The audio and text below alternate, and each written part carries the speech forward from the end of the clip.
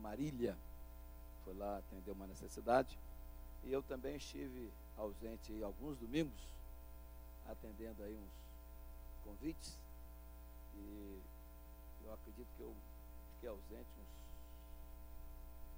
3 ou 4 domingos seguidos, né?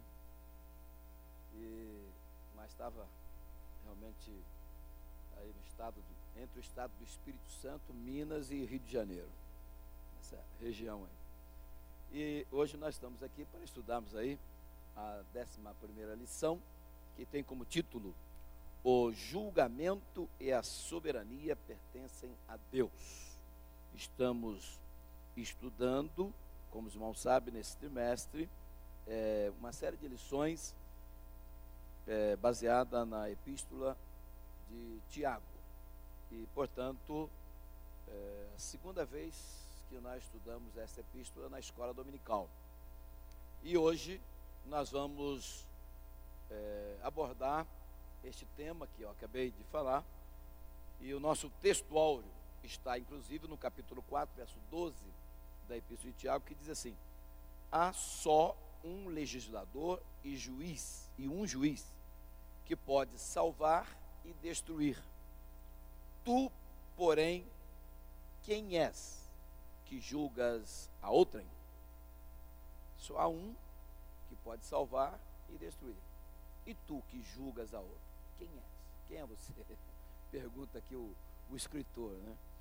A verdade prática diz o seguinte: não podemos estar na posição de juízes contra as pessoas, pois somente Deus é o justo juiz. Mas, infelizmente, o que mais se faz é julgar, não é verdade? E o homem tem uma facilidade incrível para julgar. Julga o que existe, julga o que não existe, julga quem está vivo, julga quem está morto, julga quem não nasceu ainda. Enfim, o homem julga e condena de imediato, e Deus julga e não condena de imediato, né? Deus é longânimo, o homem não é longânimo, ele julga e já condena. Mas vamos para a leitura bíblica em classe, que encontra-se na Epístola de Tiago, capítulo 4, versos 11 ao verso número 17. Eu vou ler o primeiro verso, e os irmãos têm toda a liberdade de ler os demais. Verso 11, diz assim: irmãos, não faleis mal uns dos outros. Quem fala mal de um irmão e julga a seu irmão, fala mal da lei e julga a lei. E, se tu julgas a lei, já não és observador da lei, mas juiz.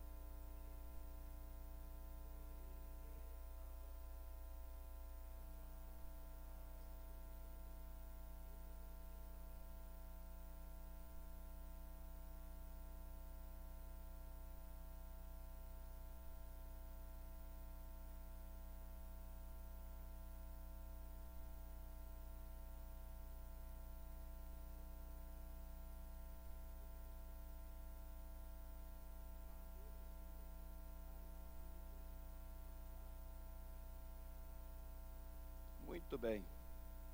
Então, a partir deste momento, nós estaremos separando as classes aí dos jovens, né? E nós continuaremos aqui estudando este importante assunto. Muito bem. Boa aula aí para os jovens, boa ministração do nosso professor, pastor Alexandre. E nós outros ficaremos aqui estudando aqui este importante assunto. A palavra-chave do nosso estudo de hoje é julgar, que significa pronunciar sentença de condenação ou de absolvição. É o fato de dar sentença. Quer dizer, julgar é analisar um comportamento e dar um veredito, né?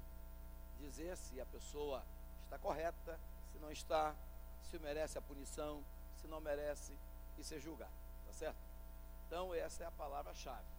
E o escritor deixa bem claro que nós não devemos julgar aos nossos irmãos.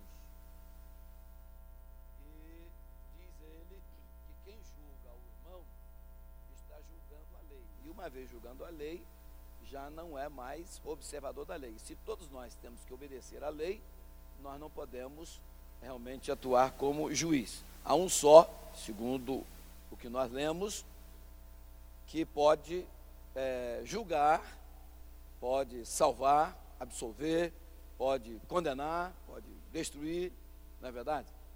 E então a lição que temos diante de nós nesta manhã é uma lição que tem não somente esse assunto, mas tem também uma abordagem sobre o planejamento da vida, porque aquelas pessoas que esquecem de, ao planejar a sua vida, de contar com a misericórdia e a bondade e a vontade de Deus para aquilo que Ele pretende fazer.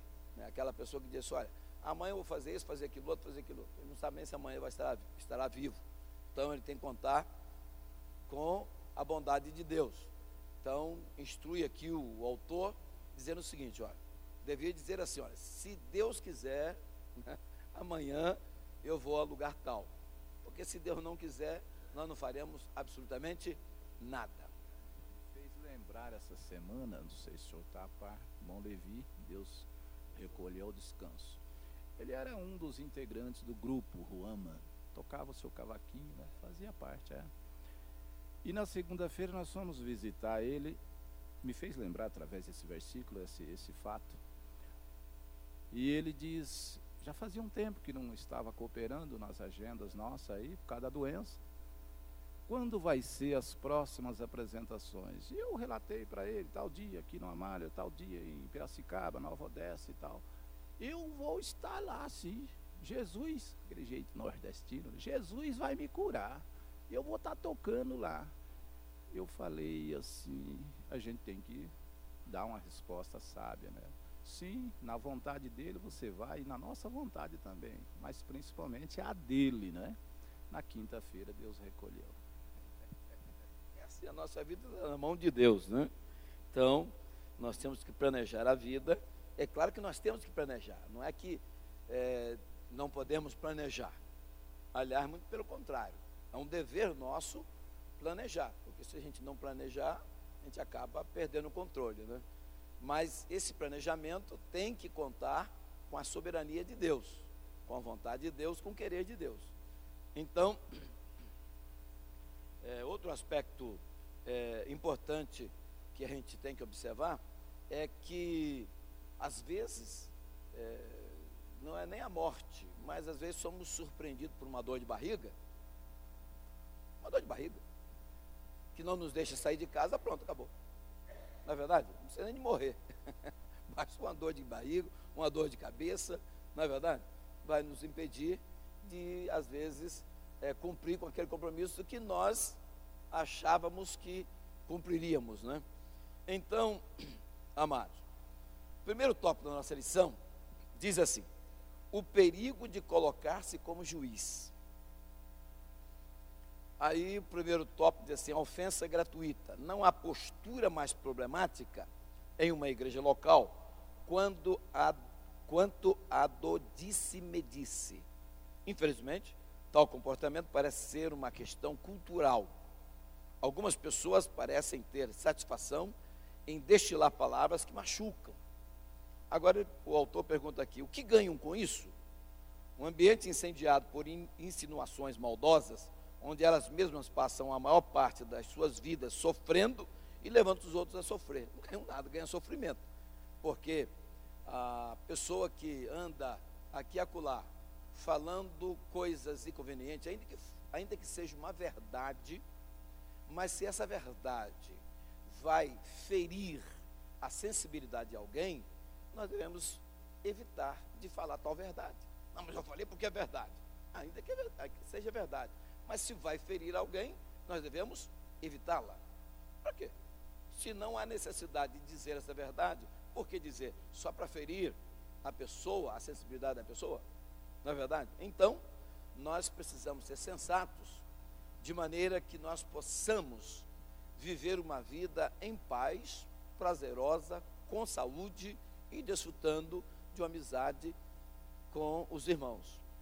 Há situações que nós observamos em muitas igrejas locais, quem já pastoreou sabe disso, que sempre na igreja há alguém fuxiqueiro, alguém de língua quente, pessoas que não sabem das coisas e querem falar, entendeu? E começa a espalhar, causando um transtorno terrível, não só para o pastor, mas para as pessoas de quem ela está falando. E tem coisas que fica difícil de você até, vamos dizer assim, acertar, porque às vezes a coisa chega para o pastor da igreja de uma forma que a impressão que se tem é que ninguém sabe de nada. Às vezes a pessoa chega e diz: olha, irmão, graças a Deus que ninguém sabe de nada, quando todo já sabe de tudo. Aí o pastor, achando que realmente ninguém sabe de nada, trata de um jeito que quando ele vai ver, já estava já estava no ouvido de todo mundo. Então, amados, nós precisamos ter muito cuidado com a nossa língua, porque a nossa língua, ela nos decepciona, muitas das vezes. Nós temos aqui no capítulo 3 da Epístola de Tiago, já estudamos, um capítulo inteiro sobre a língua, não é verdade? E naquele capítulo, o autor da epístola diz que a língua é igual uma pequena centelha, que a centelha pode ser pequena, você pode incendiar uma floresta com apenas um palito de fósforo. E o que é um palito de fósforo? Uma pequena chama, mas vai incendiar toda aquela floresta. Então, a língua também é assim, de repente se arruma uma fogueira, não é verdade? Um incêndio, uma coisa terrível, com uma palavra, às vezes uma palavra só. Então, nós temos que pedir, como pediu o salmista: Senhor, põe um freio na minha boca, como os cavalos usam o freio, coloca um freio na minha boca e dirige a minha vida. Porque diz o autor que o homem que consegue controlar a sua língua, ele chega a ser sábio, não somente isso, mas perfeito. Perfeito. E como não existe nenhum homem perfeito, significa que ninguém consegue controlar a língua. É um absurdo. Então todos nós estamos implicados nessa situação aí. Não tem um homem. Agora, se não tem nenhum homem, imagina a mulher. Na verdade, porque diz que a mulher fala mais do que o homem, agora você imagina que situação, né? Se não tem nenhum homem, imagina uma mulher, né? Então é difícil, viu? Então essa questão da língua é complicada. Nós temos que ser controlados pelo Espírito Santo, porque na nossa própria natureza nós não temos controle. Temos que fazer o máximo possível, mas mesmo assim não conseguimos conter. Tem coisas que realmente, eu conheço um irmão que é aluno lá da escola teológica, ele fala assim: olha, eu saí de casa hoje e jurei que eu não falaria nenhuma palavra, mas não dá mais, não dá, eu tenho que falar. Então não aguenta. Então a língua, ela, graças a Deus pela a vocação da fala, né? Porque se a gente não tivesse essa capacidade de falar, seria também complicado, né? Mas nós temos uma capacidade incrível de falar, e falamos o que se deve, e o pior é que falamos o que não deve. Mas estamos aqui para aprender.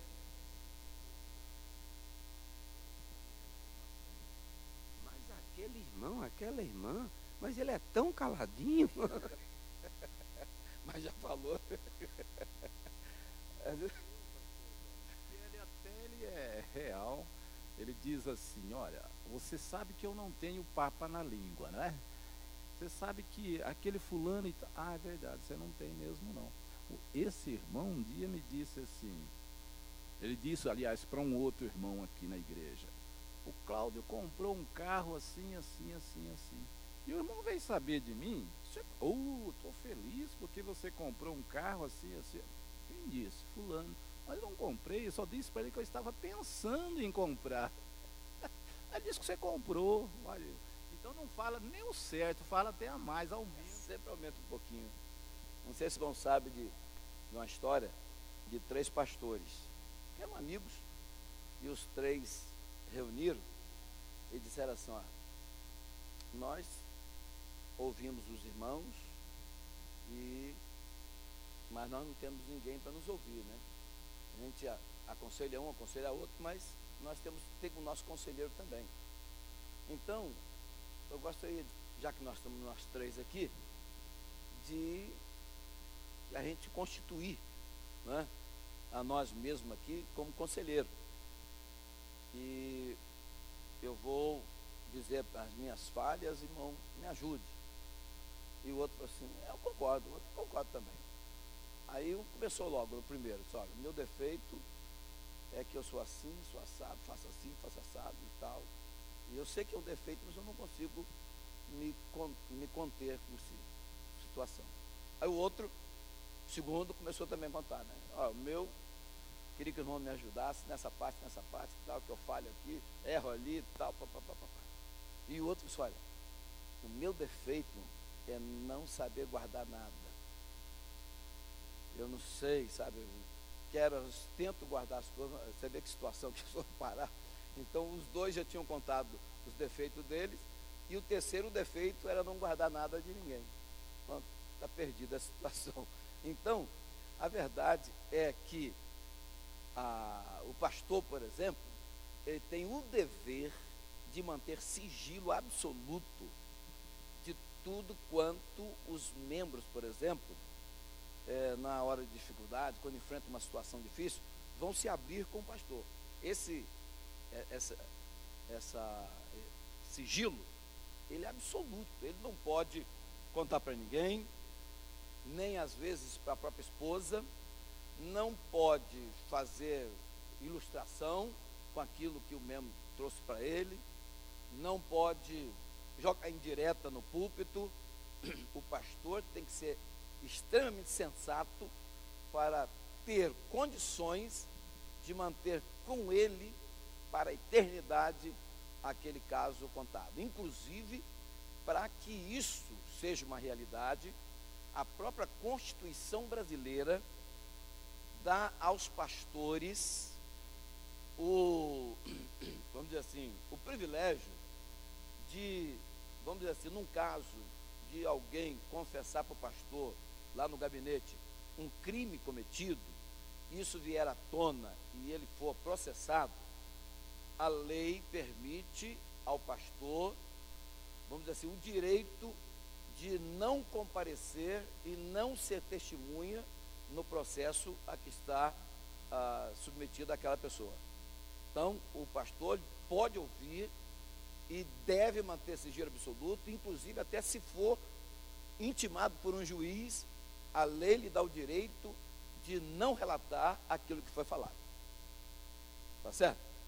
Então, você imagina que falou para o pastor, morreu ali. Agora, infelizmente, eu conheço pastores que...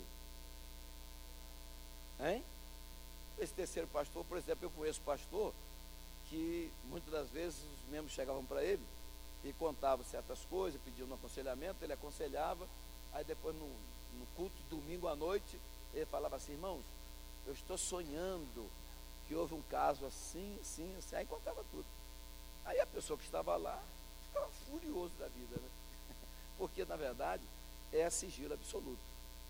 Então, agora, Infelizmente, assim como tem dificuldade entre os membros de controlar a língua, é claro que o pastor também é um ser humano. Ele tem a mesma dificuldade, muitos têm a mesma dificuldade, principalmente aqueles que são mais falantes, né? Aqueles que têm um temperamento mais sanguíneo, que fala bastante, esse tem mais dificuldade. De repente, numa brincadeira, ele solta. E aí, de repente, causa um baita de um prejuízo muito grande. Muito bem. Segundo tópico, segundo ponto. Falar mal dos outros é ser juiz da lei. O pecado de falar mal do outro foi por Tiago tratado com clareza ainda no versículo 11. Quem empresta os seus lábios para caluniar e emitir falso testemunho, além de estar pecando, coloca-se como juiz do outro, mas não cumpridor da lei. Nós, servos de Cristo, fomos chamados para ser discípulos, cumpridores da lei e não juízes. Quem busca estabelecer condições para amar o próximo não pode ser discípulo de Jesus. Quem busca estabelecer condições para amar o próximo não pode ser discípulo de Jesus de Nazaré. Na verdade, nós temos que amar as pessoas como as pessoas são. Ninguém é igual a ninguém. Tem pessoas que nascem já com... todas as pessoas nascem já com o seu temperamento, não é verdade? E muitas das vezes, esse comportamento da fala, ele é um reflexo do nosso comportamento. Por exemplo, uma pessoa super introvertida é calada, quase não fala, não é verdade? Agora, o super extrovertido fala sem parar. Então a fala está ligada ao comportamento, está ligado ao temperamento. E o temperamento não muda, nem mesmo com a conversão do indivíduo. Significa que ele aceitou Jesus como Salvador, se converteu, mas ele continuou com o mesmo temperamento. Se ele falava muito, vai continuar falando muito. Se não falava nada, vai continuar não falando nada. Então, só tem uma coisa que resolve aqui, que por isso é bom a conversão, que é exatamente o fato desse crente ou daquele, todos, serem cheios do Espírito Santo. Porque quando o crente é cheio do Espírito Santo, aí o Espírito Santo que nele habita vai dar a ele as condições de controlar as suas deficiências temperamentais. Caso contrário, as deficiências vão ficar em alta. Então, por isso que um dos mandamentos da Bíblia é: e não vos embriagueis com vinho em que há contenda, mas enchei-vos do Espírito Santo. Porque cheio do Espírito Santo, o introvertido que não fala, fica alegre e fala. O extrovertido que fala muito, ele cheio do Espírito Santo, ele vai aprender a falar menos. Só o Espírito Santo pode dosar esse temperamento nosso. Pode falar, meu irmão.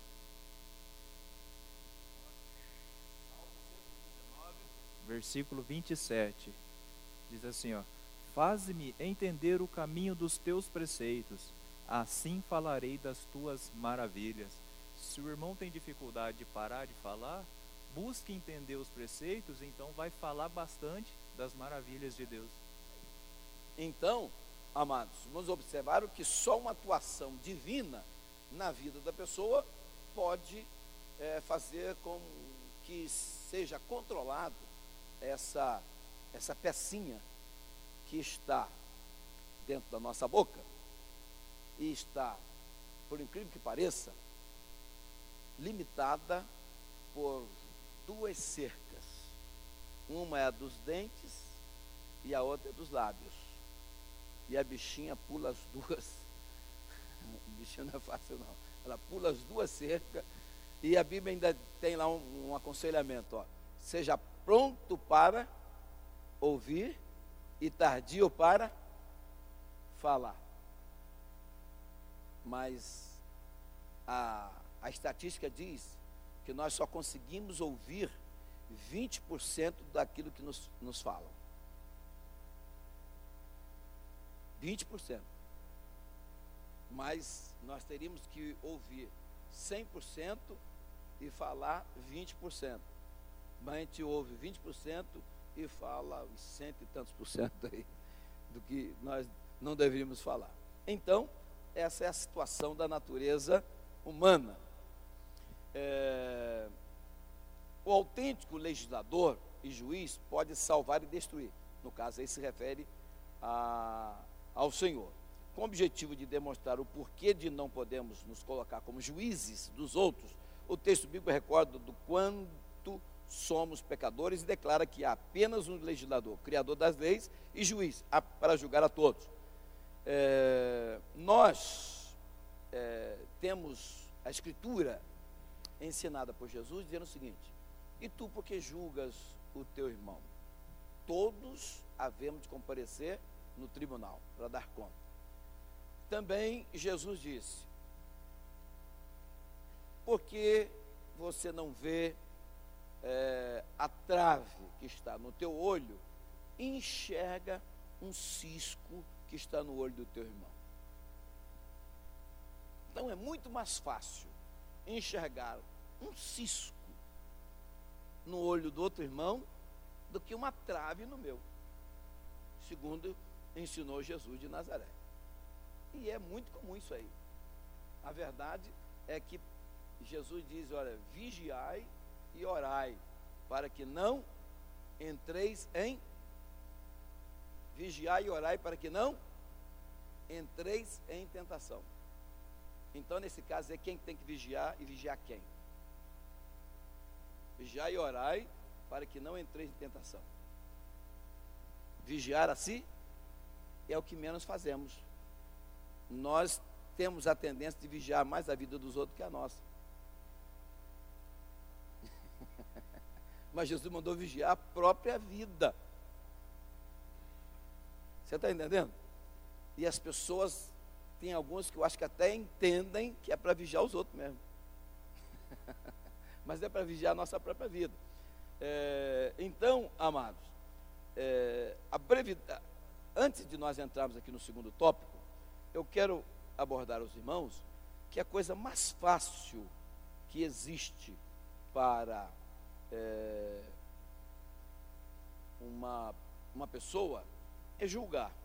Eu fiz um estudo, um apanhadozinho sobre essa questão, porque o próprio Davi pediu a Deus que pleiteasse a sua,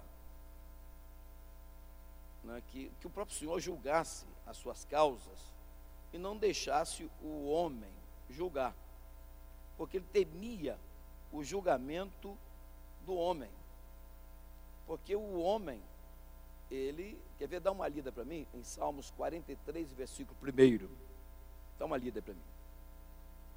Por que razão Davi diz essas palavras que estão aí? Veja bem, 43, verso 1. Pleitei a minha causa contra a gente ímpia, livra-me do homem fraudulento e injusto. Pleitei a minha causa, faça justiça e não deixe o homem. Ele tinha medo de ser julgado pelo homem. E o homem, realmente, quando julga, ele acaba com a pessoa, viu?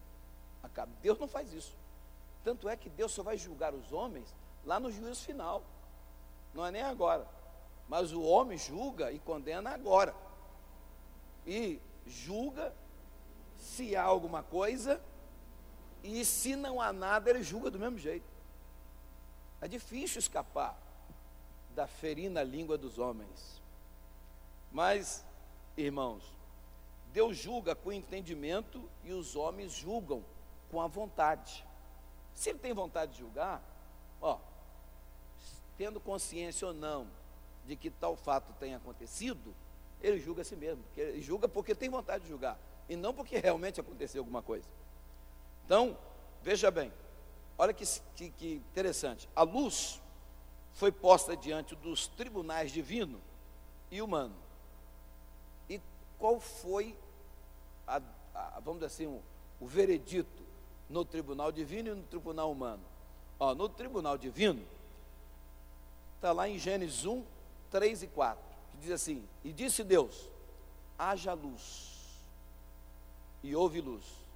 E o verso seguinte diz assim: e viu Deus que a luz era muito boa. Tá certo? Agora leia São João 3,19.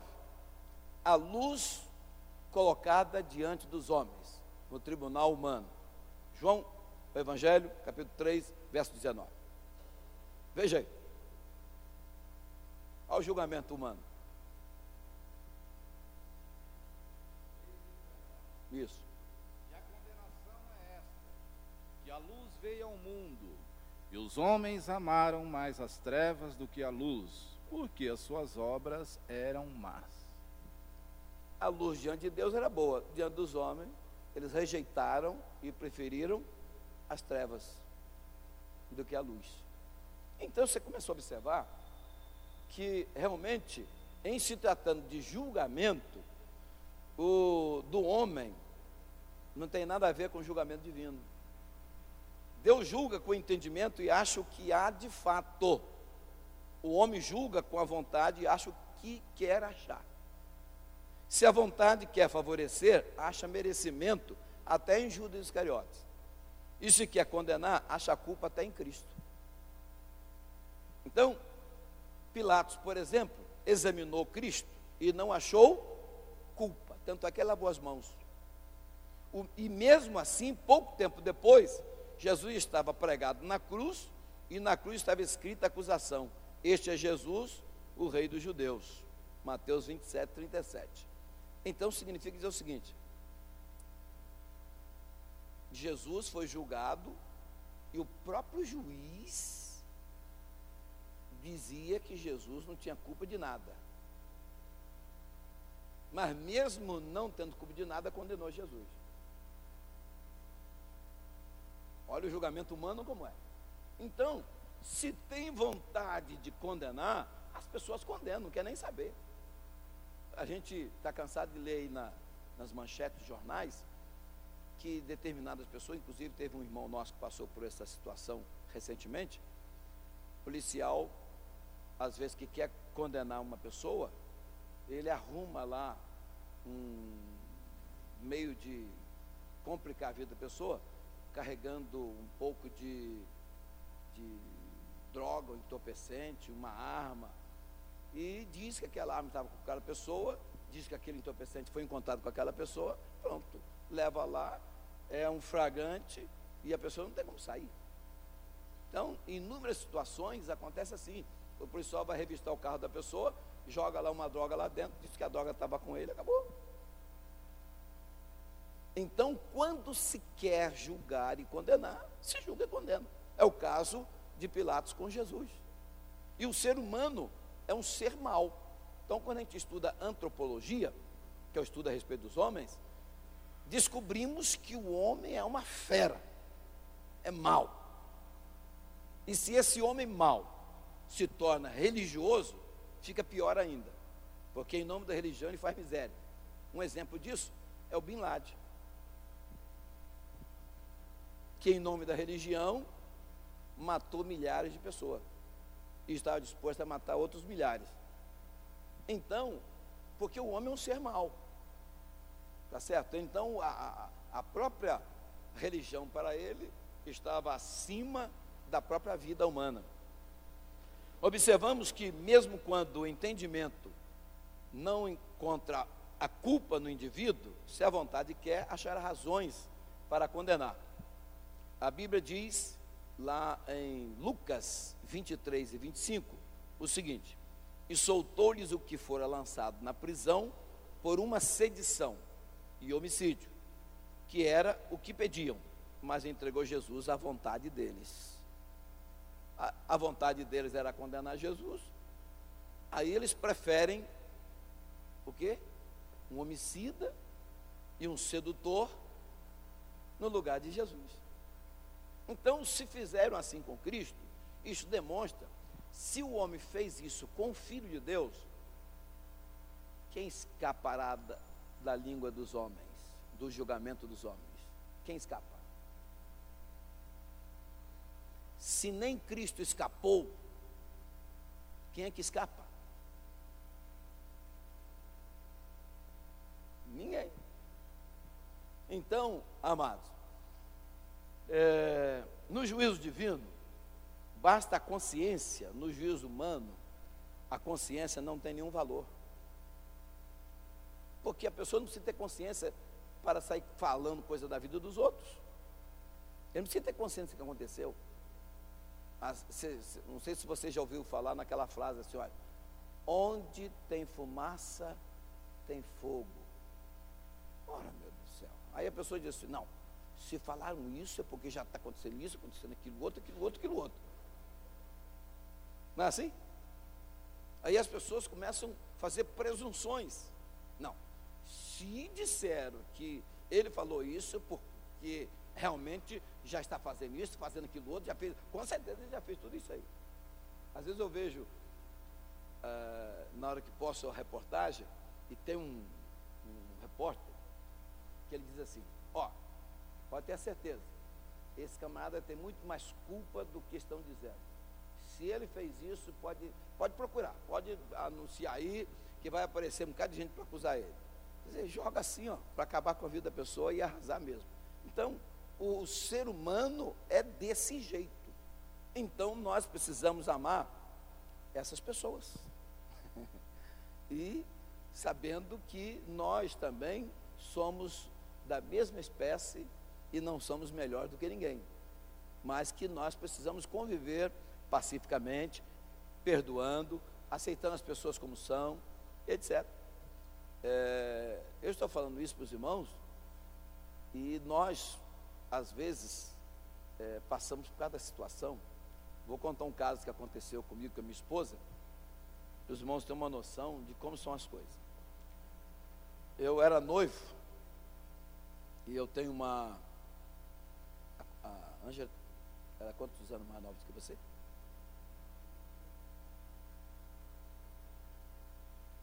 10 anos? Mais uns 15 anos.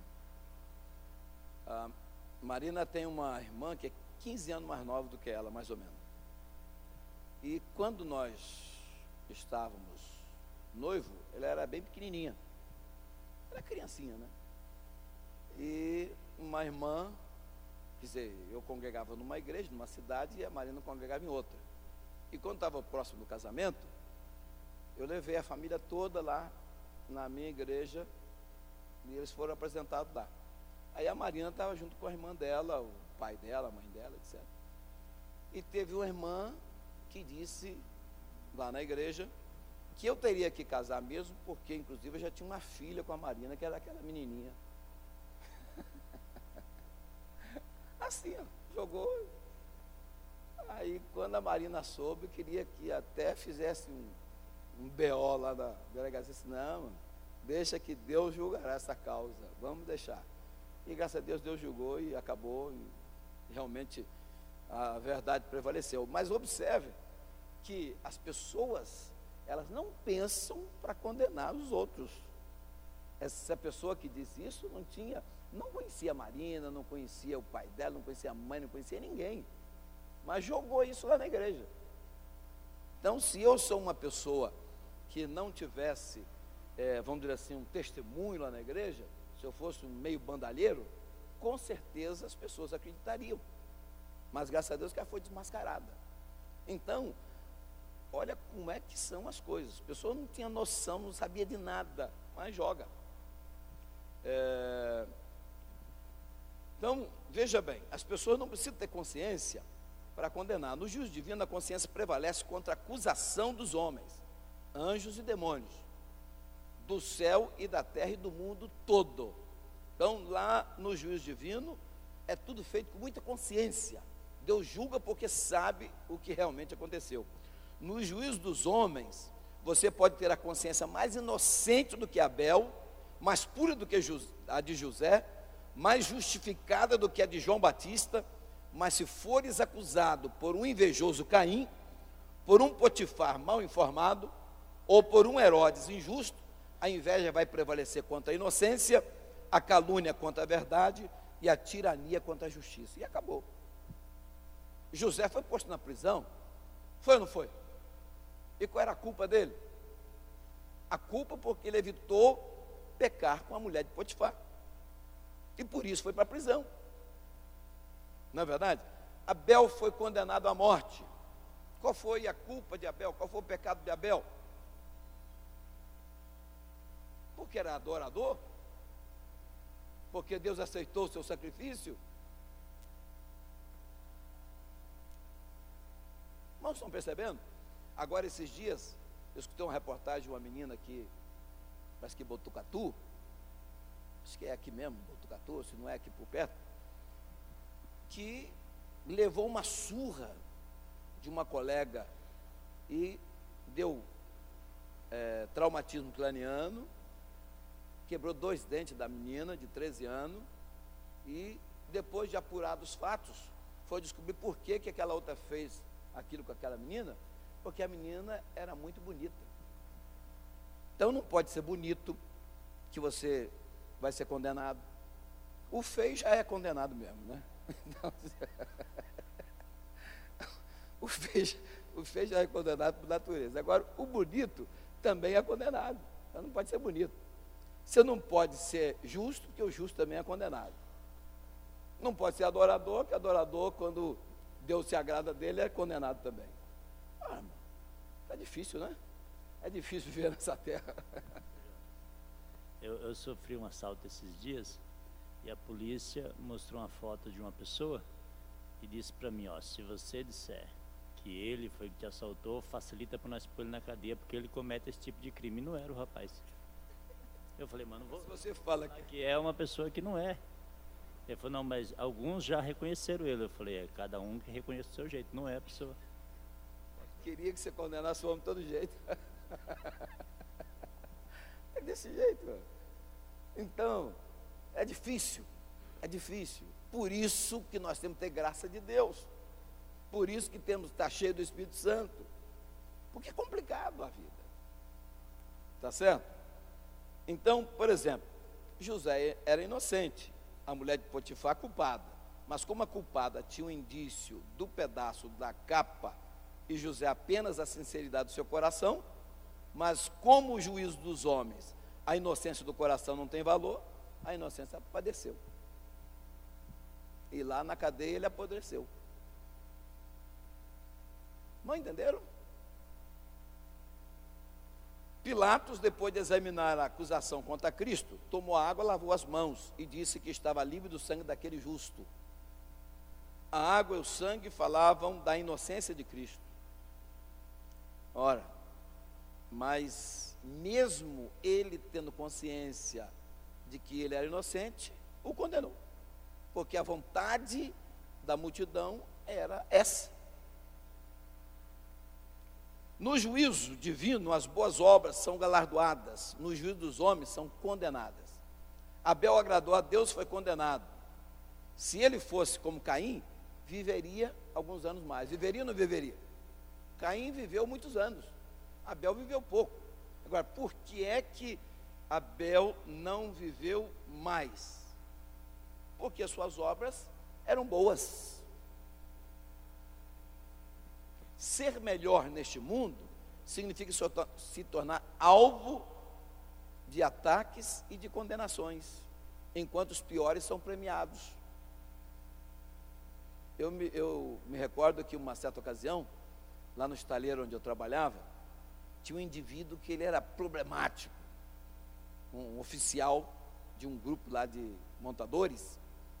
Ele era um cidadão problemático, uma confusão com todo mundo, e estava sempre encrencado com alguém. Sabe o que fizeram com ele? Disse, não, vamos fazer o seguinte, vamos dar uma promoção para ele, para encarregado, que com certeza ele vai melhorar. Pronto. Premiaram ele. E com certeza naquele grupo tinha alguém muito melhor preparado do que ele e que era uma pessoa sensata. Esse foi condenado e aquele que vivia arrumando problema foi premiado. Na vida você depara com essas situações. E isto é bíblico. Está lá, né? Saul condenou Davi à morte. Por qual razão? Porque a música que as mulheres cantavam indicava que Davi era melhor. E como ninguém pode ser melhor, as mulheres cantavam assim: a Davi aos 10 milhares, e a Saul aos milhares. Pronto. A música, o som condenou Davi. Mas quem cantou não foi Davi. Quem cantou foram as mulheres. Mas não, como nesse mundo ninguém pode ser melhor, então o melhor é julgado e condenado. Dá a impressão que tem que ser o pior. Mas a Bíblia nos ensina a ser o melhor. E como é difícil, né? Interessante que a pedra que Davi jogou derrubou um gigante, mas quase que um som derruba e mata Davi. Que coisa, né?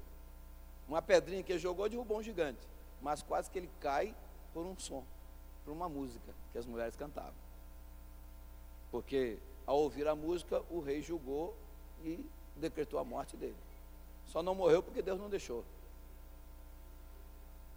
Veja bem, ao responder a pergunta de João Batista, Jesus fez alguns milagres e disse: bem-aventurado quem não se escandalizar em mim. Agora, por que escandalizar em Cristo? Que mal ele fez? Na verdade, só fez o bem. E ele ainda diz: bem-aventurado quem não escandalizar em mim. Então, no juízo dos homens, as virtudes escandalizam e o pecado é aceito e aplaudido. É assim ou não? Saul, né, foi beneficiado pela presença de Davi. E Davi só foi lá para causar um bem-estar para o rei Saul. Tocar o seu instrumento e o espírito maligno lá que perturbava Saul sair dele. Mas esse foi o mal que ele fez e foi condenado. É claro que quando Saul descobriu que tinha sido ungido, aí acabou, né? Porque aí ia ficar no lugar dele. Isso acabou tirando tudo quanto é consciência e prevaleceu o ódio humano, a vontade de destruir a vida da pessoa. Então é mais fácil ir com pecado ao juízo de Deus do que com milagre no juízo dos homens. Ao próprio Calvário. Em Deus há misericórdia, na inveja não há perdão.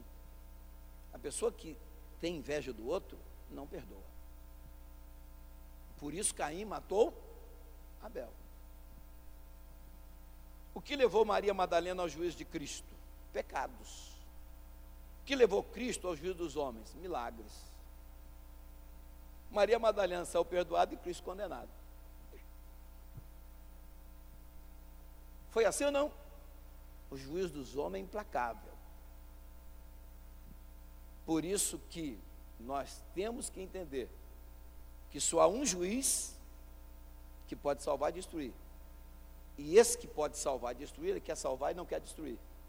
Por isso, os homens pecam agora e só vão ser julgados no juízo final. Que nós temos o arrebatamento da igreja, temos a grande tribulação, depois temos o milênio, e lá no final do milênio, depois de 1000 anos, é que vai ter o julgamento final. Só lá que os homens serão julgados. Deus não tem pressa de condenar ninguém. Agora os homens têm uma pressa tremenda de condenar os outros. E tem uma coisa: se o homem descobre que alguém realmente falou alguma coisa dele, ele corre, vai na delegacia, quer fazer BO, quer, agora, como é que chama esse processo que é muito comum agora, irmão que é advogado, danos morais, quero danos morais, porque feriu a minha honra, papai, tem o negócio todo. Porque os homens não têm tolerância, não é verdade? Tolerância zero, paciência zero, não é verdade? Mas Deus é longânimo, é paciente, e é o que pode julgar. E aquele que não pode julgar não sabe esperar. Sim?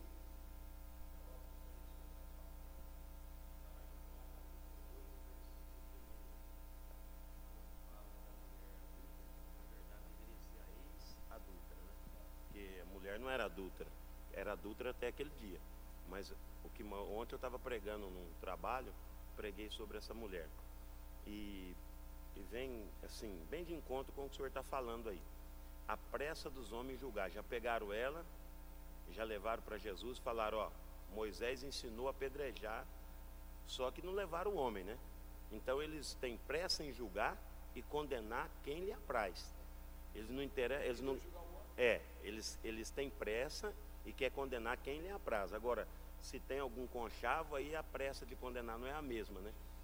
Então, quando eles tiveram essa pressa para condenar e matar a mulher, aí Jesus, como o senhor está falando, o julgamento vai ser lá depois do milênio, né? Mas nós já aprendemos isso nessa passagem. Jesus falou, não, eu não vim para matar nem condenar ninguém, eu vim para dar vida. Tanto é que no capítulo 7, no versículo 1, ele se coloca de pé lá na festa do tabernáculo, o último dia, né? Fala, ó, quem tem sede, vem a mim e beba. Mas a mulher estava com sede, só que levaram ela na marra, né? Porque o tempo da lei eles levavam e matavam na marra.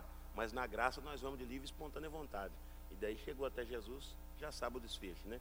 Aí ele falou, ó, vocês não têm pecado? Quem não tiver, atira a primeira, né? Primeira pedra. Você provou que eles não tinham condições de julgar e não podia julgar. Você não pode julgar e condenar uma pessoa se você não é mais perfeito do que ela.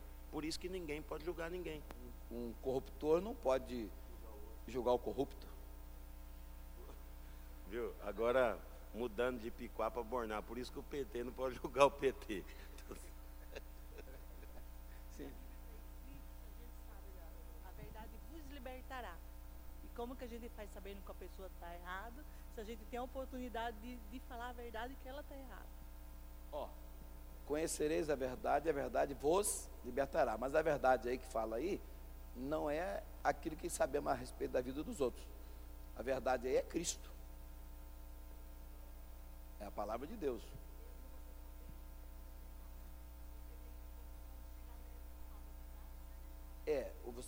A pessoa tem que chegar não no intuito de condenar a pessoa pelo erro que está cometendo, mas no intuito de querer ajudá-la a sair desse erro. Esse é deve ser o nosso comportamento. Entendeu?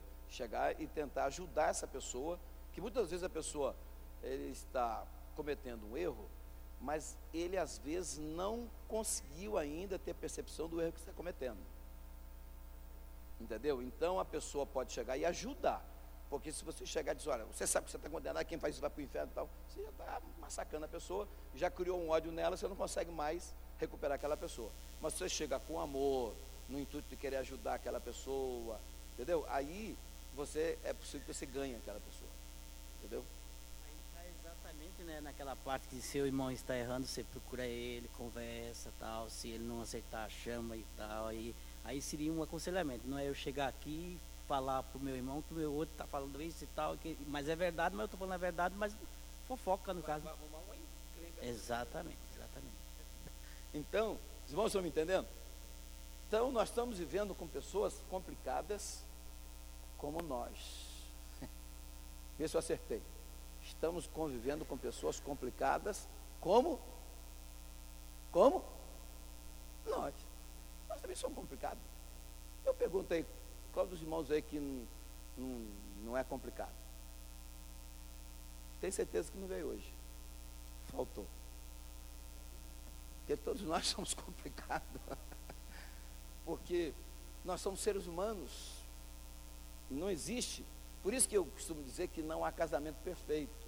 Por que não há casamento perfeito? Porque não existe nenhum homem nem uma mulher perfeito. Então todo casamento é complicado. Então, o casamento é feito entre duas pessoas imperfeitas. Então você tem casamento ideal, mas perfeito não. Porque o casamento é de duas pessoas imperfeitas, então não existe casamento perfeito. Você pode chegar ao máximo aí e tal, mas perfeição jamais vai ter num casamento. Então, amados, o julgamento de Deus, ele é perfeito, porque Deus é perfeito. Ele julga até os pensamentos, porque conhece os pensamentos das pessoas. Os homens não conhecem os pensamentos e mesmo assim julga. Agora veja bem, Ana era a nossa irmã, está lá orando, com a alma angustiada, com os joelhos dobrados no altar e clamando ao Senhor. Mas o seu clamor não se expressava em som alto, porque nem força para falar ela tinha mais. Ela só movia os lábios. E o sacerdote pastor da igreja, está lá vendo ela orando. O que ele fez? O que ele fez? Julgamento. Ele julgou e logo condenou ela, dizendo assim: estás embriagada até esta hora? Ela estava orando. Não pode nem orar mais, em aflição, porque é tido como ébrio. Entendeu como é que é o negócio? Ó Jesus, como os homens julgam. E nessa nem o pastor escapa. Que ele era o pastor. A pessoa olha para o outro assim. Já vi pessoa fazer assim. Chegar assim: ó, quero apresentar aqui o meu amigo. Aí a pessoa: muito prazer e tal. Aí fica ali, conversa um pouquinho e tal. Aí depois afasta. Aí depois encontra com aquela pessoa a quem ele apresentou um amigo e disse: rapaz, ó, você vai me desculpar, mas não fui com a cara daquele seu amigo, não. Mas por quê? Ah, não, meu anjo não bateu com o anjo dele, não. Ó,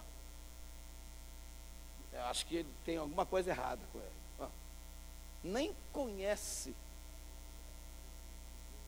Não deu química. A química não rolou.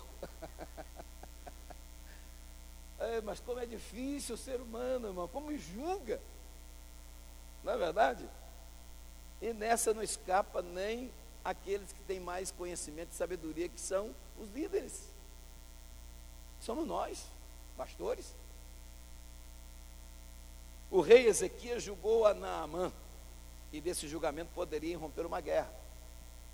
Naamã chegou lá o quê? Com uma carta enviada pelo rei da Síria para o rei de Israel, dizendo assim: ó, eu enviei este homem leproso para que você o cure da lepra.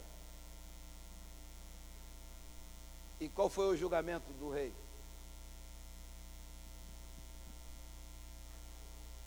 Não, esse rei está querendo aprontar uma comigo, isso é motivo de guerra. E ficou irado e já ia irromper uma guerra, porque ele julgou o outro rei. O rei está pedindo ele para curar, porque a menina tinha dito que lá em Israel tinha profeta que podia curar o leproso, mas o rei logo julgou e queria condenar logo o outro rei. Se não tem um profeta lá que manda as coisas, não, manda ele aqui e saberá ele que tem profeta aqui em Israel. O que ia acontecer? Ia acontecer uma guerra. Por quê? Porque alguém julgou equivocadamente. O rei Assuero julgou erroneamente a Amã, que caído aos pés da rainha Esté suplicava misericórdia. Você lembra que naquele momento, quando o rei perguntou para a rainha assim: quem é este mal que você fala? Ela disse: mal, esse é Amã que está aí. O homem estava lá. Aí o rei ficou irado com ele, e quando ele percebeu que a coisa ia pegar para ele, né, porque ele já tinha armado uma forca lá para o Mardoqueu, aí ele caiu nos pés da rainha pedindo misericórdia. E o rei, quando chegou, viu ele lá no divã da rainha pedindo misericórdia, julgou ele, achando que ele estava ainda dando em cima da rainha. Olha, o homem já estava quase morto ali por causa dos pecados dele. Aí ainda foi julgado como se estivesse com má intenção com a própria rainha. Irmãos, eu digo para os irmãos, quando a Bíblia diz: não julgueis o seu irmão, eu pergunto aos irmãos: tem razão ou não tem? Antes de julgar qualquer pessoa, pense pelo menos umas 10 vezes antes de falar qualquer coisa, porque você poderá estar cometendo um erro gravíssimo. E a Bíblia diz: com a mesma medida que julgares, serei julgado. Se eu condeno os outros por causa de nada, vai aparecer alguém para me condenar por causa de nada também. Porque é com a mesma medida que eu julgo que eu serei julgado.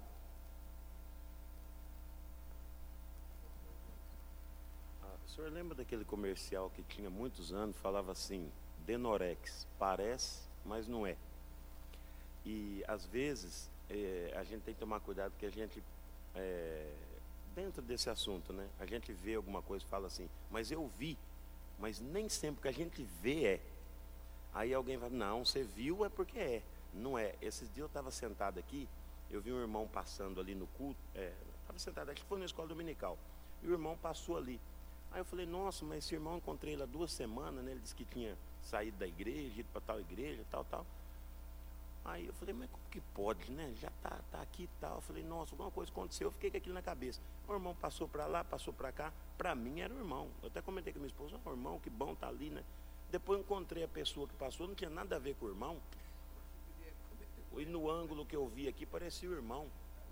Mas eu ia sair, se eu não encontrasse ele ali, pensando que eu tinha visto o irmão na igreja. Então, às vezes, nem o que você vê é. Tem que confirmar, tem que...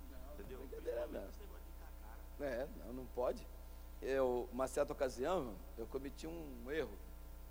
Porque nós estávamos numa reunião de obreiro, e estava tratando de um assunto lá, e teve um pastor muito amigo, que relatou lá um fato.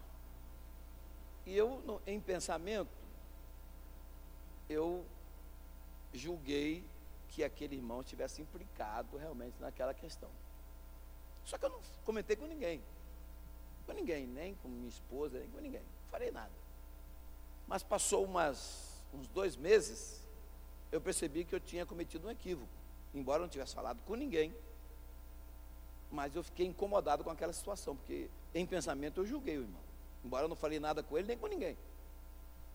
Aí eu pensei assim, eu tenho que pedir perdão a esse irmão, porque não é possível, eu pensei mal contra ele.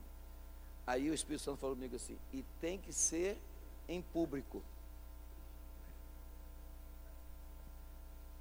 Eu pensei, se eu tenho que pedir perdão a esse irmão, o nome dele é Agostinho, não é esse Agostinho daqui não, é lá no Rio de Janeiro, e ele já até dorme no Senhor, esse pastor. E eu disse, Senhor, eu tenho que pedir perdão a esse irmão.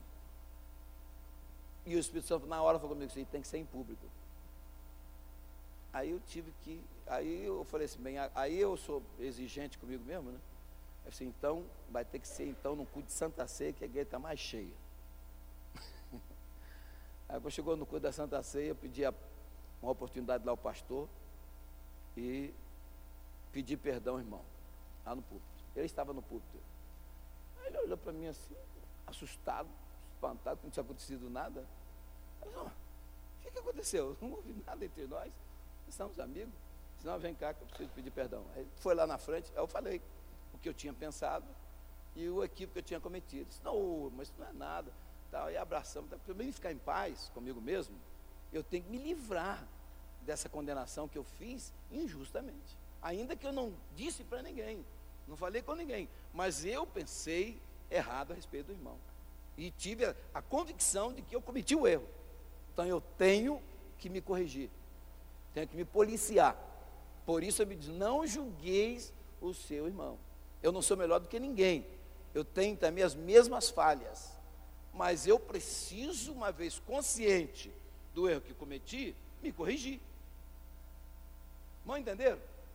Porque Deus sabia que eu tinha pensado, porque Deus conhece o nosso pensamento.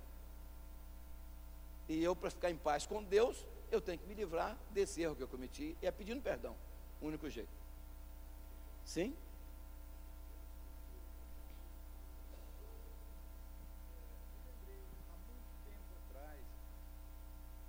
Maestro da banda, eu fui buscar uma marmitex no restaurante e estava um movimento, os garçons bem ocupados, e eu pedi a marmitex, mas enquanto isso, muito calor, naquele tempo eu tomava refrigerante, que hoje eu não tomo, e eu pedi para que me servisse uma Guaraná Antártica. A Guaraná Antártica, ela é bem amarelinha, parecido com a cerveja, né?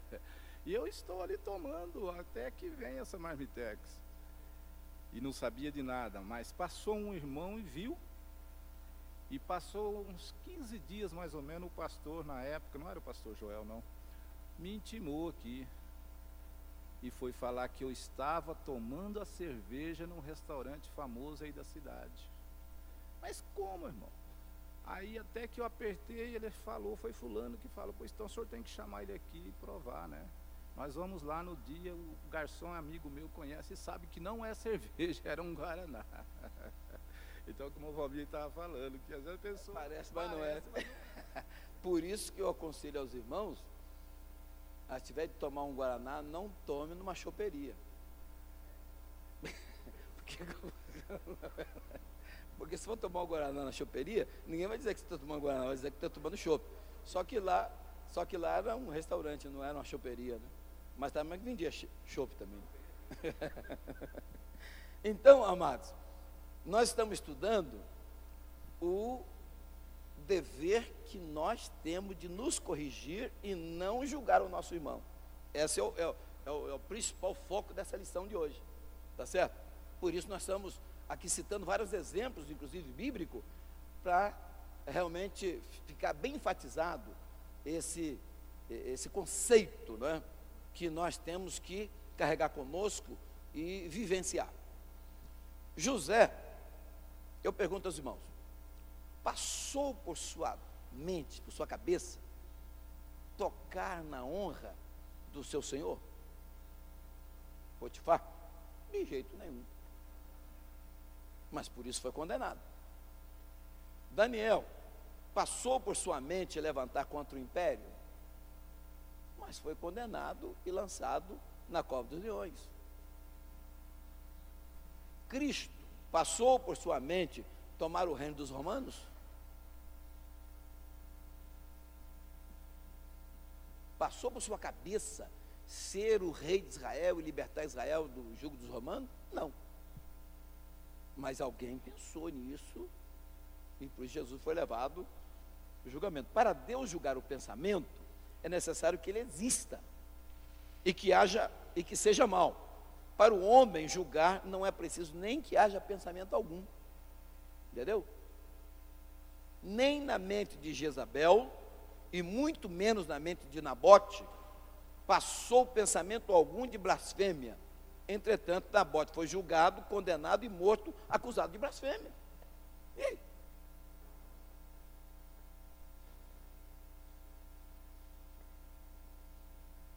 Acabe queria a vinha de Nabote, não é assim?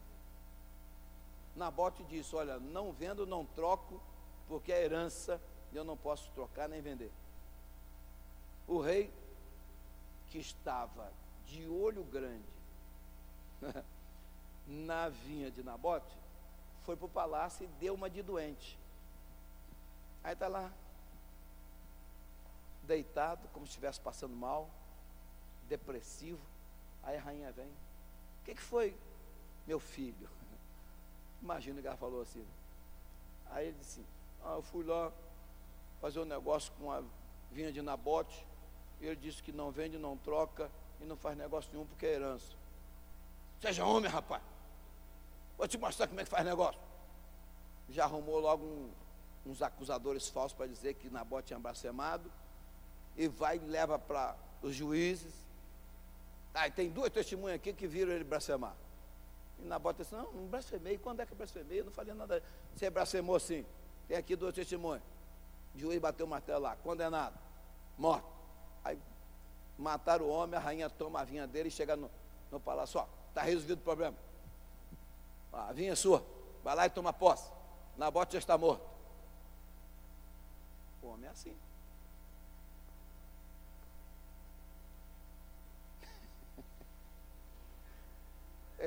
Claro. É claro que isso aí vai ter um preço alto a ser pago pelas pessoas. Mas enquanto aqui, como podemos escapar desses julgamentos? Por isso que Davi orou lá, disse assim, eu pleitei a minha causa, livre-me dos homens fraudulentos. Voltando à questão do parece, mas não é, quando eu era adolescente, eu fui passar um ano novo na casa de uma tia em Minas, eu, minha irmã caçula e uma prima. Aí, chegou na hora do almoço, o padre foi almoçar na casa dela, porque eles eram da Barra da Batina do padre. Aí, tudo sentado à mesa para almoçar, a minha tia tinha colocado aguardente numa garrafa de refrigerante, porque nós éramos crentes, né? Pôs lá perto do padre. Pôs lá para ele, né? E ele, como não sabia do caso, ele pegou a garrafa, olhou para nós, uma limeirinha, colocou no copo. Nós não sabíamos até então, né? A hora que ele falou, e a minha tia, o meu tio, meu primo ficaram quietinhos. Nós também só demos uma risadinha, ficamos calados na mesa. Ele bebeu, ele nem sabia que a gente era crente. É fácil, né? Então, irmãos, não julga o teu irmão. Essa é a máxima da lição de hoje. Tá certo? Deus, como eu já disse, só julga lá no final. Mas os homens não esperam o fim para julgar. Um exemplo disso está na parábola do trigo e do joio, lá em Mateus 13, 24 a 30. Os homens queriam arrancar o joio porque julgam o fim pelo princípio. Porém, Deus, mesmo conhecendo o fim desde o princípio, mandou que esperassem pela colheita. No dia da morte de Cristo, morreram os 3 homens, os 2 ladrões e Judas. Veja bem, Cristo, vamos analisar Cristo. Cristo começou bem e terminou bem, porque embora foi crucificado, mas foi crucificado como inocente. Então começou bem e terminou bem.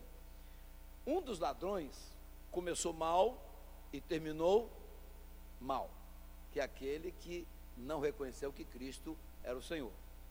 O outro ladrão começou mal, mas terminou bem, porque apesar de ser um bandido, mas reconheceu que Cristo era o Salvador e arrependeu dos seus pecados. Judas começou bem e terminou mal. Olha que situação, só num dia. 4 homens, Cristo, os 2 ladrões e Judas. Cristo começa bem, termina bem. Um dos ladrões começa mal e termina mal. O outro começa mal e termina bem. E Judas começa bem e termina mal. Porventura não é necessário esperar pelo fim? Quem diria que Judas trairia Jesus, enquanto era seguidor de Jesus? Quem diria que aquele ladrão que estava na cruz arrependeria dos seus pecados e pediria perdão? Quem?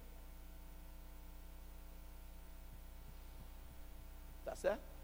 Quem diria que uma pessoa condenada blasfemaria contra o outro sem conhecer?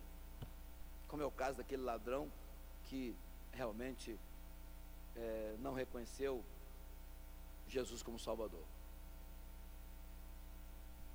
Quem julgou o fim do reinado de Saul pelo princípio errou, porque no princípio, como é que estava Saul?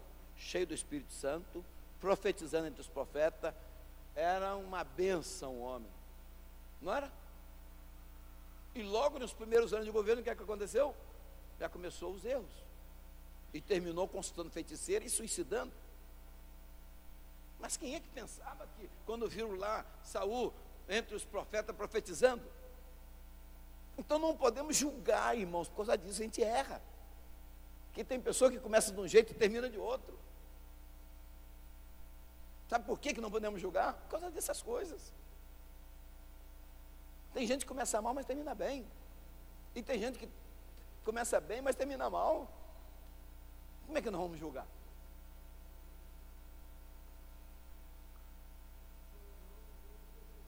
Salomão começou bem, como é que termina? Começou orando e fazendo escolhas corretas, né? Depois, no final, se complicou todo. No meio da estrada, se atrapalhou todo. Os irmãos estão vendo as razões por que não podemos julgar? Porque erramos. Primeiro, porque às vezes não temos consciência do que realmente aconteceu. Segundo, porque às vezes parece, mas não é. Terceiro, porque as pessoas mudam. E se você condena uma pessoa aqui, de repente, você termina mal, ele termina bem. E aí? Quem julgou fica mal e quem foi julgado fica bem. Estão me entendendo?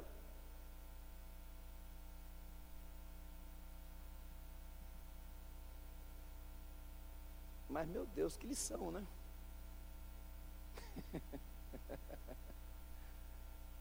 Que coisa, né? Por isso, Paulo escreve 1 Coríntios, capítulo 4, versículo 5. Vamos ler? Ó, veja o que está escrito lá.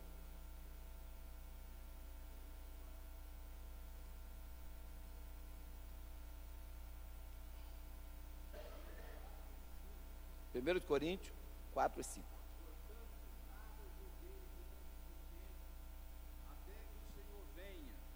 Qual também trará à luz as coisas ocultas das trevas e manifestará os desígnios dos corações. E, então, cada um receberá de Deus o louvor. Eu acho que vale a pena até ler de novo. Portanto, nada julgueis antes de tempo, até que o Senhor venha, o qual também trará à luz as coisas ocultas das trevas e manifestará os desígnios dos corações, e então cada um receberá de Deus o louvor. Pronto, tá aí. Não é só Tiago que falou desse assunto, não. Jesus falou, Paulo falou também aqui. Então, porque os homens sempre tiveram esta deficiência, este erro, este mal, de julgar os outros. Então, nós estamos aqui hoje observando esse preceito bíblico e vamos sair daqui conscientes que não podemos julgar o nosso irmão, porque vamos cometer erro grave, tá certo? E outra coisa, quer ver outra coisa que justifica esse preceito? É o temperamento. Quantas pessoas são julgadas pelo temperamento que tem? Tem pessoas que porque são super extrovertidos, são julgados como entrão, como metido, como falador, como aquele que julga querer ser melhor do que os outros. Quantas pessoas que são super introvertidas, que são caladas, tímida, quieta, séria, carrancuda, e são julgadas como se estivesse em pecado na igreja. Falando que só pode estar em pecado, é menor. Não dá nenhum glória. Mas é o temperamento dele. Por isso Jesus disse: não julgueis para que não sejais julgados. Porque você comete erro. Mas entenderam? Cometemos erros graves. Líder dos jovens, na época aqui no Paraná, um dia num culto, o poder de Deus caiu e eu recebi muita graça de Deus e chorei muito. Aí no final, era um dia de domingo pela manhã. Aí quando foi à noite, ele me chamou no cantinho lá para saber se tinha uma coisa errada, se eu estava em pecado, porque eu chorei muito. Não pode nem chorar. É desse jeito, o ser humano é terrível, né?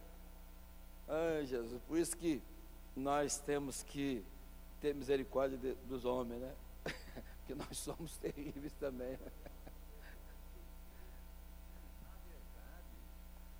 É o espírito mau, esse negócio de inveja, de ciúme, esse negócio de falar de outro, isso provém do inimigo. Precisa ficar atento, ser sensível a isso aí.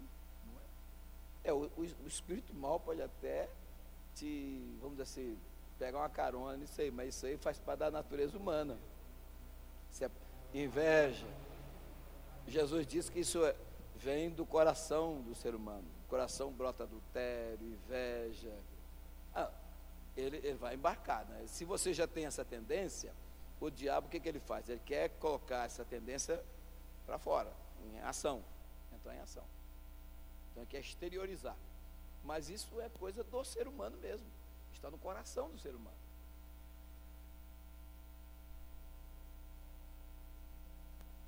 Obra da carne, exatamente. Isso vem do coração, é o que Jesus disse, né? O coração está cheio dessas coisas. E agora o diabo aproveita, né? Que ele quer botar para fora esse negócio que está lá dentro. Gálatas 5, 19 em diante, porque as obras da carne são manifestas, quais são? Adultério, fornicação, impureza, lascívia, idolatria, feitiçaria, inimizades, porfias, emulações, iras, pelejas, dissensões, heresias, invejas, homicídios, bebedices, glutonarias e coisas semelhantes a estas, acerca das quais vos declaro, como já antes vos disse, que os que cometem tais coisas não herdarão o reino de Deus. E aonde está esse pacote aí? Os pacotes estão No homem. coração no homem. É esse pacotão aí. Agora, nós temos que ter realmente o dever de buscar a graça de Deus para realmente conter os nossos próprios impulsos carnais. Que exatamente aí está a santificação. Exatamente a graça de Deus para conter esses impulsos. Porque se tirar o Espírito Santo da vida de um crente, meu irmão, vai aparecer tudo isso aí que nós acabamos de ouvir: inveja, homicídio, adultério, lascívia, tudo isso aí, ódio, rancor. Agora, o crente cheio do Espírito Santo, ele tem amor, tem fé, paciência, tolerância, na verdade, todas essas coisas vêm pela ação do Espírito de Deus em nossa vida. Mas o homem é esse ser mau que nós estamos falando. Como nós estamos falando de julgamento, o juízo de Deus será somente em um dia e em um lugar. Eu falei que o juízo de Deus será apenas um dia e em um único lugar. O julgamento dos homens acontece todos os dias e em todos os lugares. É bem diferente, né? É ou não? Deus que pode julgar, só julga um dia e em um lugar. E quem não pode julgar, julga todos os dias e em todos os lugares.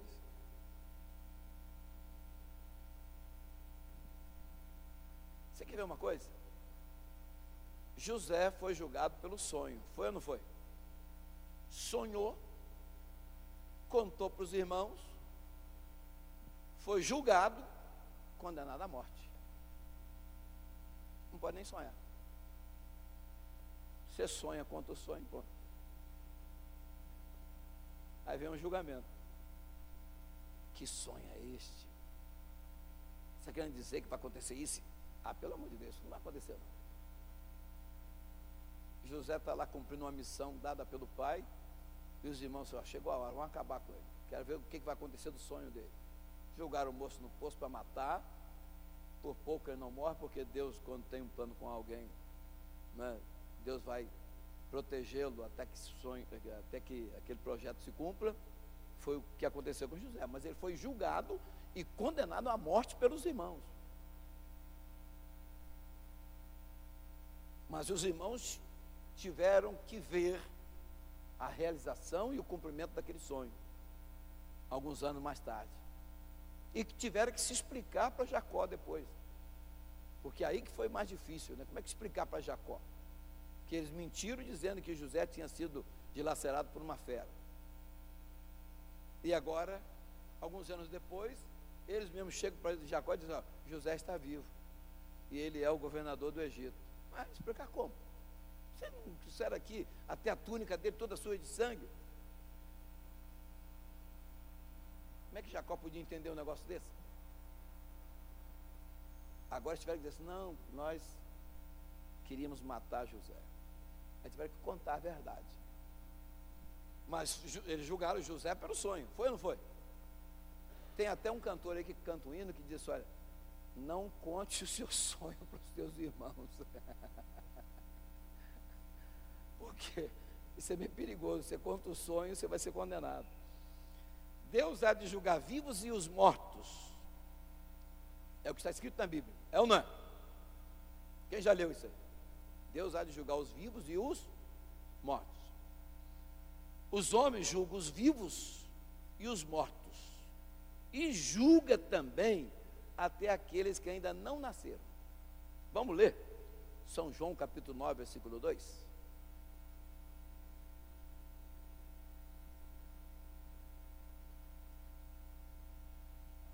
Nove e 2. Perguntaram, dizendo: Rabi, quem pecou, Este ou seus pais, para que nascessem cego? Ó, se ele nasceu cego, ele já estava condenando aquele rapaz de um pecado que ele cometeu antes de nascer.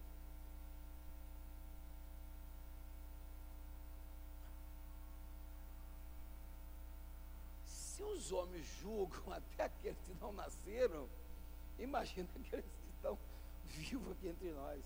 Quem vai escapar desse julgamento, irmão?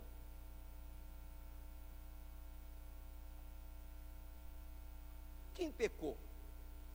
Foi ele ou seus pais? Ele já nasceu cego. Se nasceu cego, esse pecado foi cometido então antes de nascer.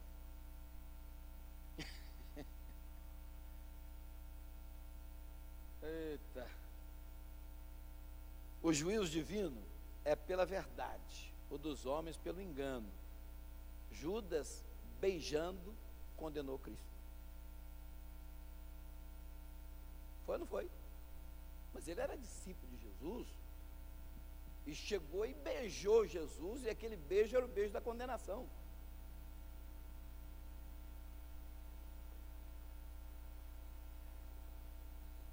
Julgam enganando, condenam enganando as pessoas, porque o beijo fala de amizade, de intimidade, de amor, sim ou não? Mas aquele beijo de Judas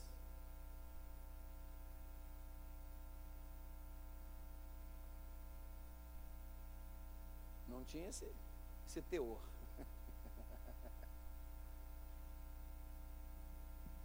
Como nos livraremos, irmão, do juízo dos homens? Perdoando as pessoas. Nós precisamos entender e conhecer que o ser humano é assim. Quando você for julgado por alguém, entenda que ele é um ser humano como você e perdoa. E para isso você precisa ter a graça de Deus. Jesus mandou amar os próprios inimigos. Se nós não temos capacidade de tolerar um julgamento de um irmão, muito menos temos condições de amar o inimigo. Mas é preceito bíblico, foi ensino de Jesus. Alguém disse, mas isso é muito difícil.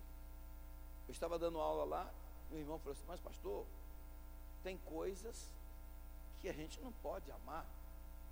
Você me explica então em um caso.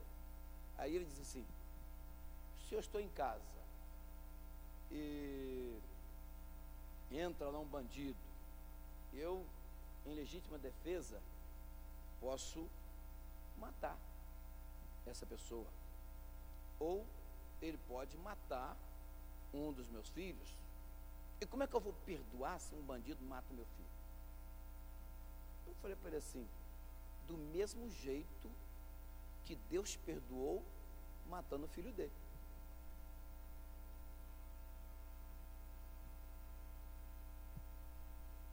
Deus nos perdoou entregando o seu filho para ser morto por nós, sem cometer nenhum pecado. E por que nós não podemos perdoar?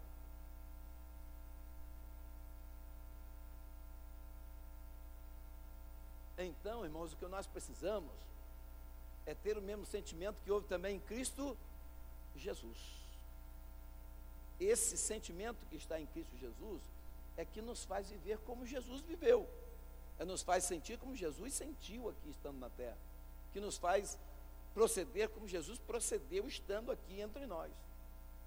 É com esse sentimento que esse amor ágape, amor divino, inundado nos nossos corações. Se você ama o seu irmão, que é um dever, preceito da lei de Deus, você não vai julgá-lo. Se você julga, você não ama.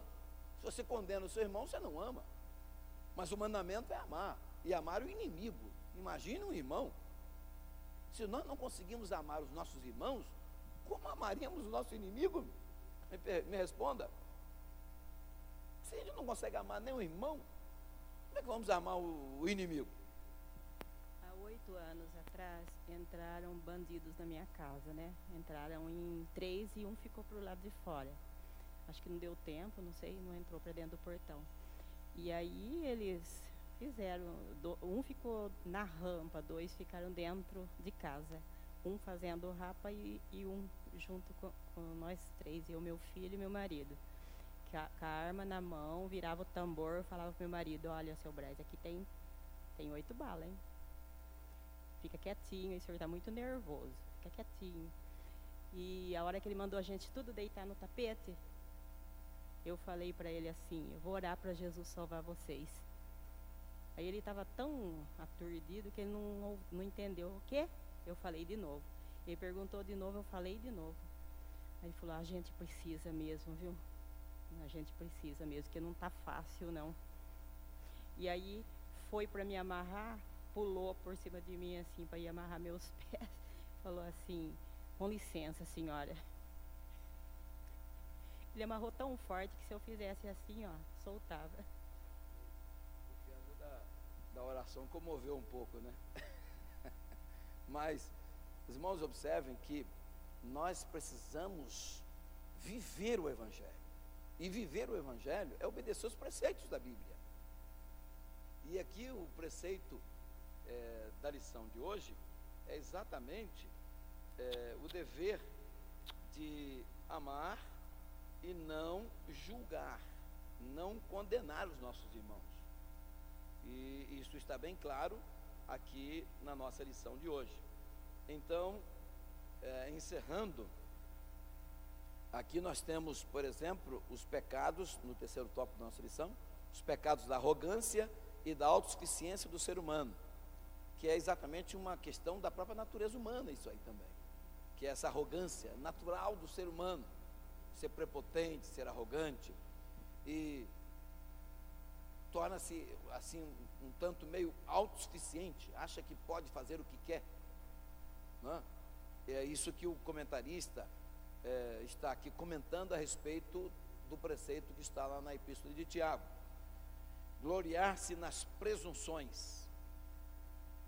Leia para mim o Tiago 4, verso 16, na parte A. Olha o que está escrito lá. É aquela pessoa que pensa que pode controlar a sua vida, pensa que ele é o dono da sua vida.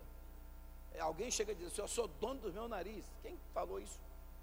Não somos donos de nada, irmão. Nós somos realmente aqui criaturas de Deus, servos de Deus, vivemos por misericórdia de Deus. O dono da nossa vida é Deus, o dono do nosso nariz é Deus. Ele nos criou e Ele nos comprou. Então não temos nada, não somos nada, somos pó e cinza. A Bíblia diz assim lá em Gênesis 3,19, tu és pó e ao pó te tornarás. E aí? A vida é muito breve. Diz aqui o escritor da epístola que é como um vapor que desvanece. Diz o Salmo de número 90 que é como um sonho, uma noite que passa. A Bíblia diz que é como uma flor que floresce de madrugada, à tarde murcha e seca. E tem gente que estufa o peito e diz que comigo é assim, e comigo não tem esse negócio não. Que conversa fiada. Você não passa de um pé de alface que está bonito lá, todo, né, cheinho, mas de repente murcha tudo, acaba, seca, não tem mais nada. Só Deus é soberano, mais ninguém. Pode ler. 16.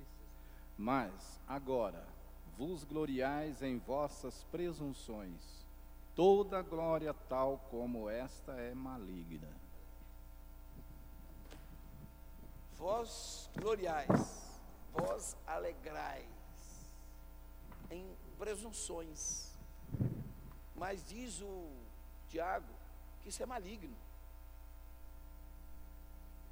Não entenderam? Ninguém deve achar que é alguma coisa, nem aquele que parece realmente ser, porque nós somos seres humanos, Preste atenção, irmão.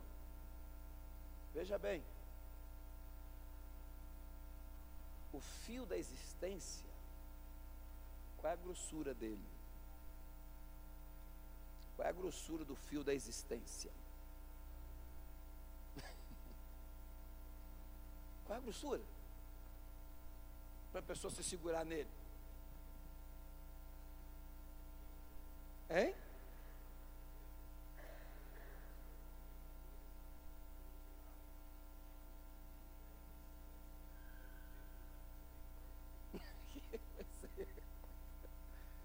É isso aí, o tempo da misericórdia de Deus, porque na verdade ninguém pode esfiar nesse fio da existência, porque, meu amado, você vai despencar num abismo. Eu não sei se os irmãos já ouviram contar aquela parábola do conde, que ele conta o seguinte, que um jovem entrou no bosque da mocidade. Presta atenção, isso é uma parábola. Um jovem entrou no bosque da mocidade. Aí, estava andando no bosque da mocidade, de repente ele percebeu que estava sendo seguido por um leão. E ele saiu correndo para escapar do leão. Aí ele se depara com um abismo. Mas na beira do abismo tinha uma árvore. E aquela árvore tinha umas raízes assim soltas no ar. E ele viu que ali seria um lugar que ele podia se escapar. Ele agarrou-se com a árvore, pendurou-se na raiz e ficou pendurado ali. E o leão veio atrás dele, ficou ali, mas não podia ir aonde ele estava lá, preso pela raiz. Aí ele olha para baixo do abismo e vê que lá embaixo tem um dragão. Ele falou assim: meu Deus, voltar eu não posso, cair nesse abismo também não. O que eu faço? E naquela angústia da vida que passa tão rápida, ele olhou para cima e viu duas ratazanas, uma preta e uma branca, que estavam roendo as raízes na qual ele estava pendurado. A ratazana preta representa as noites, a ratazana branca representa os dias. E ele termina dizendo: assim passa a vida humana. Há uns dias atrás eu era jovem também. Graças a Deus que eu escapei do leão. E não me segurei nessa raiz. Eu estou me segurando em Cristo. Que se eu estivesse me segurando nessa raiz, eu também teria caído na boca do dragão. Só tem um escape: segurar em Cristo. Não entenderam? Porque o fio da existência, quem pode se fiar nisso? Você diz: amanhã eu vou fazer isso. Deita e não acorda.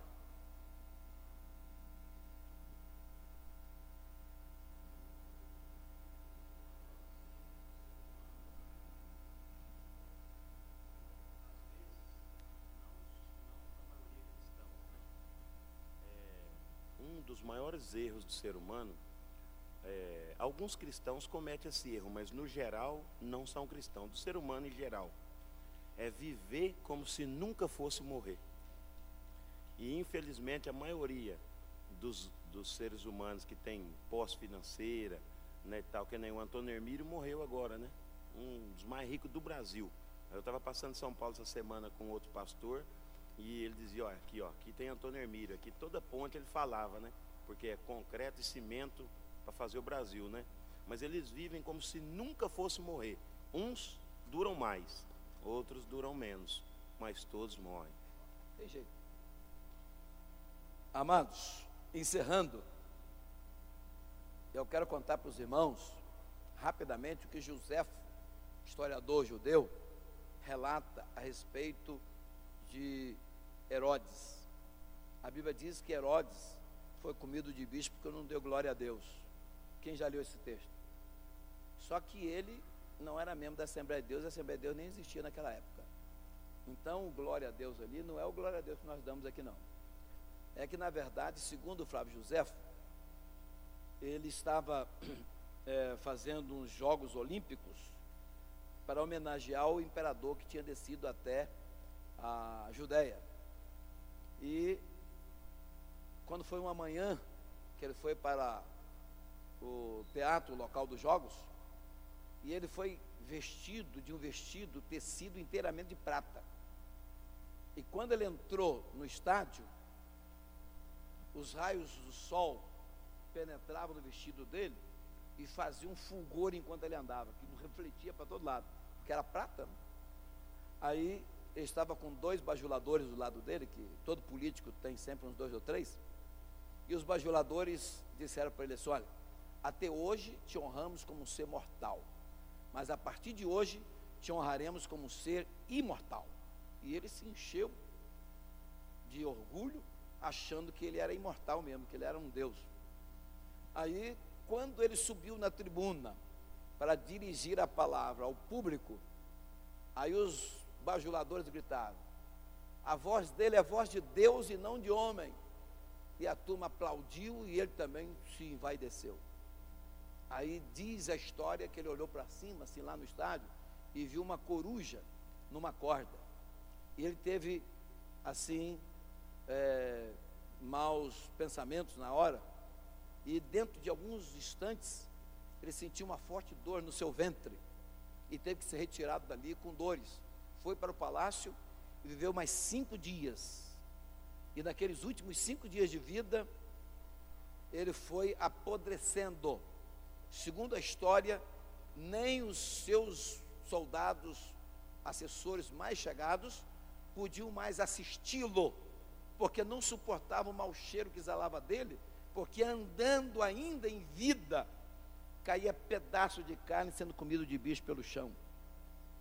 Porque o homem precisa entender que a glória é de Deus e ele não divide com ninguém. Então nós somos miseráveis pecadores que fomos alcançados pela graça de Deus e por isso estamos aqui. Amém? Então, se você descobrir quem é você, você jamais julgaria o seu irmão. Que Deus nos conceda a sua graça e que nós possamos sair daqui conscientes de que realmente é o dever nosso de não julgar os nossos irmãos, porque sempre que fizermos, cometeremos erros graves. E vamos também dar a Deus, quando você condena o seu irmão, você está dando a Deus a medida que você quer que as outras pessoas te julguem. Então não dê esta medida para Deus, porque com a mesma medida que julgarem, sereis julgados.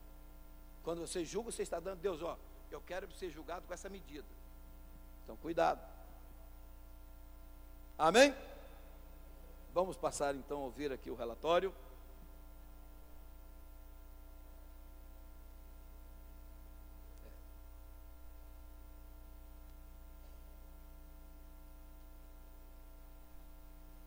Pena que nós temos aqui a falta de muitos irmãos, porque com certeza muitos já estão até de caminho, porque segunda-feira é feriado. Aí o pessoal está aproveitando aí.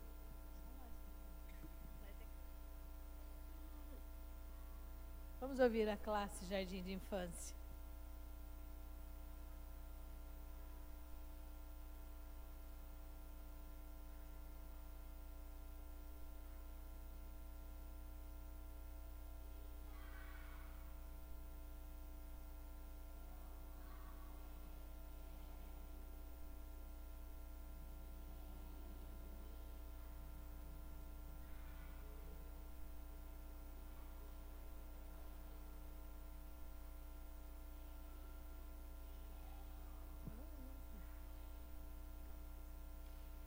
Matriculado 8, ausente 5, presente 3, visita nenhuma, total de presente 3, Bíblia 3, revista 1, oferta R$ 5,50. Classe primário.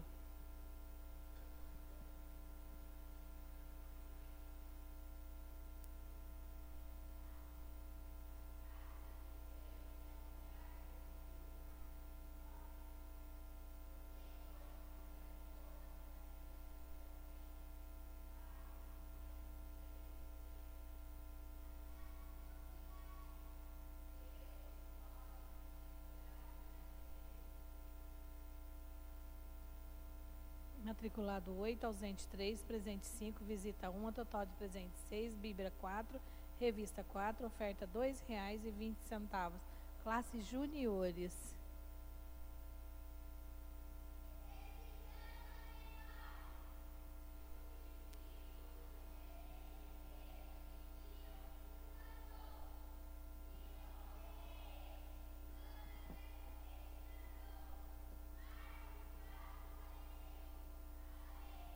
Matriculado 17, ausente 13, presente 4, visita nenhuma, total de presente 4, Bíblia 4, revista 3, oferta R$ 3,20.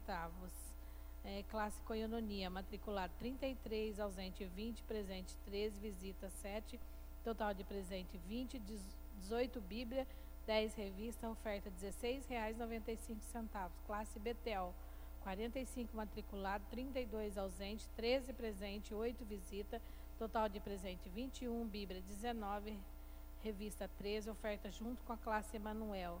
Classe Emanuel, matriculado 49, ausente 29, presente 20, 8 visita, total de presente 28, Bíblia 23, revista 21, oferta R$ 66,65. Total geral de aluno desta manhã, 106 alunos, total geral de oferta R$ 128,35. Hoje nós temos 28 visitantes. Eu só queria deixar um recadinho para os irmãos. Esses visitantes, irmãos, não são pessoas assim, são nossos irmãos mesmo. Mas os irmãos as irmãs que querem matricular, me procure ali para fazer a matrícula, porque são irmãs da nossa igreja, são frequentes, mas não estão matriculadas, então não são visita para gente que não está matriculada aqui, mas não são visita. A gente conta visita, né, pastor? Vai ficar procurando, mas são pessoas que não estão matriculadas. Então matricula, irmãs, para você ficar bem certinha na escola dominical. É uma escola, então tem que estar matriculado, frequente. Tá bom? Depois o pastor João vai dar um presente para vocês. Ele falou. E os irmãos também, procura o irmão Anderson para não ficar como visitante, então faz a sua matrícula. Vamos todos juntos falar o texto áudio? Olá, meu amado, se coloque de pé. Vamos lá então. Texto áureo. Há só um legislador que tu, porém, quem és que julgas a outrem? Vamos repetir? Vale a pena para ficar bem guardado, né? Há só um legislador e um juiz.